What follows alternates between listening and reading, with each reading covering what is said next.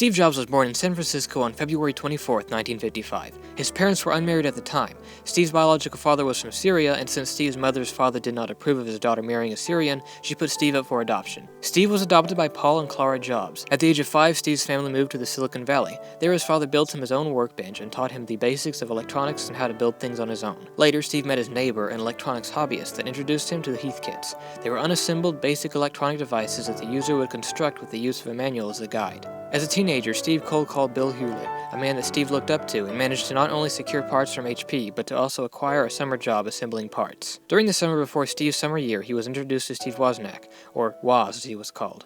Woz and Steve started off by building an advanced digital blue box, a device that allowed people to trick phones into providing free service by emitting certain frequencies. Steve and Woz turned the device into their first business, by selling it to college students. The cost for each blue box was about $40, and they were sold for $150. Of course, the blue box devices were illegal, and eventually Steve decided that he didn't want to risk getting caught, so he stopped production. In 1972, Steve enrolled in college and then dropped out in the same year. According to him, he didn't see the value in it. He didn't know what he wanted to do with his life, and he didn't see how college was going to help him. And college was also consuming all of his parents' savings. Steve took a job as a technician at Atari Inc., working for $5 an hour. Steve saved up enough money to travel to India. He returned from India as a Buddhist. He spouted a shaved head and was wearing traditional Indian clothing. During this time, Steve experimented with LSD, which he later credited as a major reason for his success. Steve and Woz began attending the Homebrew Computer Club, which was started to get people together to make computers accessible for everyone. It was because of this that they learned about the NET, Intel, and Motorola processor chips. This resulted in Woz trying to design his own machine around the chip, which then turned into Steve and Woz starting Apple in 1976. Ronald Wayne was the third founder of Apple and the person who came up with the first Apple logo, but he left early on. The Apple computers grew in popularity very quickly. By 1979, the Apple II had made the company $139 million in sales. In 1981, they went public, and in 1983, Steve convinced the CEO of Pepsi-Cola, John Sculley, to leave and fill the CEO position at Apple.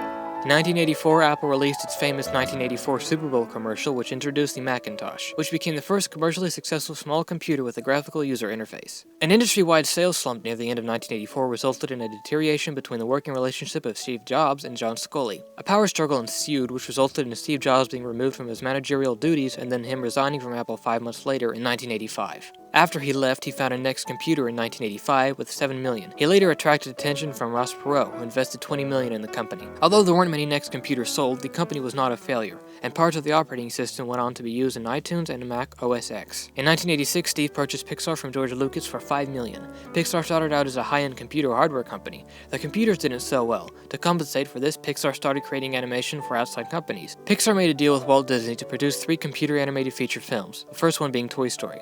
Steve considered selling Pixar to Microsoft as late as 1994, after having sunk over $60 million of his own money into the company. Once Disney confirmed the distribution deal on Toy Story, he decided to give it another chance. The film ended up grossing over $350 million, and Pixar went public in 1995, making Steve Jobs an instant billionaire. Apple acquired Next for $430 million in 1996, and the year after, Steve Jobs returned to Apple as an advisor and became chief executive again in 2000. Steve significantly increased sales by introducing the iMac, an entire computer system contained in a CRT display. Steve bought Apple into the digital music business by introducing iTunes, and then the iPod MP3 player. On June 29, 2007, Apple entered into the cellular phone business by introducing the iPhone. In 2003, Steve was diagnosed with a tumor located in his pancreas. Instead of going with a normal medical treatment, he opted to go with an alternative medicine diet before eventually going through a procedure that appeared to successfully remove the tumor. In August of 2006, Steve delivered the Apple keynote at WWDC. His gaunt appearance resulted in speculation about his health, despite an Apple spokesperson claiming that Steve's health was robust. On August 28, 2008, Bloomberg mistakenly published an obituary of Steve.